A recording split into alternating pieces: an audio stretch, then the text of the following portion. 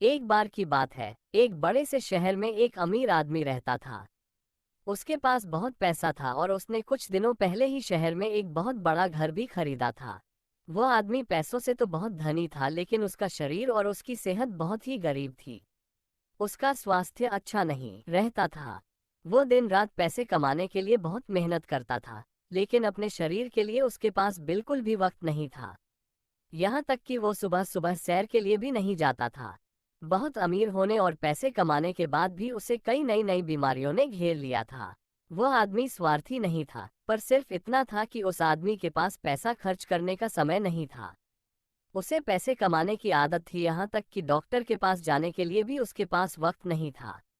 ध्यान न देने के कारण उसका शरीर धीरे धीरे कमजोर होता जा रहा था। एक दिन वो बहुत थक कर घर आया और उसको बहुत बुरा सिरदर्द भी हो रहा था। इसलिए वो सीधा जाकर अपने बिस्तर पे लेट गया। जब उसका नौकर उसके लिए खाना लाया तब बहुत थकने के कारण उसने खाना खाने से मना कर दिया और भूखा ही सो गया। आधी रात को उसका सरदर्द और भी बढ़ गया।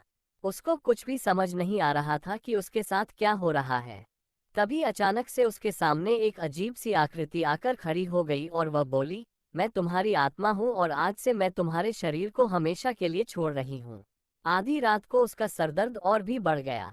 उसको कुछ भी समझ नहीं आ रहा था कि उसके साथ क्या हो रहा है। तभी अचानक से उसके सामने एक अजीब सी आकृति आकर खड़ी हो गई और वह बोली, मैं तुम्हारी आत्मा हूँ और आज से मैं तुम्हारे शरीर को हमेशा के लिए छोड़ रही हूँ। आदमी घबरा कर बोला, तुम मेरे शरीर को क्यों छोड़ रही हो? मेरे पास बहुत पैसा है और मैंने इसके लिए पूरी जिंदगी मेहनत की है। मैं इतना विशाल घर में रहता हूँ कि ऐसे घर को कई लोग सिर्फ अपने सपने में सोच सकते हैं।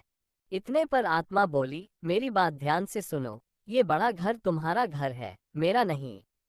मेरा घर तो तुम्हारा शरीर है, जो दिन पे दिन दुबला होता जा रहा है और तो और कई बीमारियों के चपेट में भी आ गया है।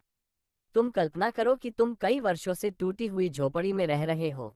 उसी प्रकार तुमने अपने शरीर यानी मेरे घर की हालत की हुई है और मैं अब इसमें और नहीं रह सकती। ये सब बातें बोलकर आत्मा उस आदमी का शरीर छोड़ के चली गई और उस आदमी की मृत्यु हो गई।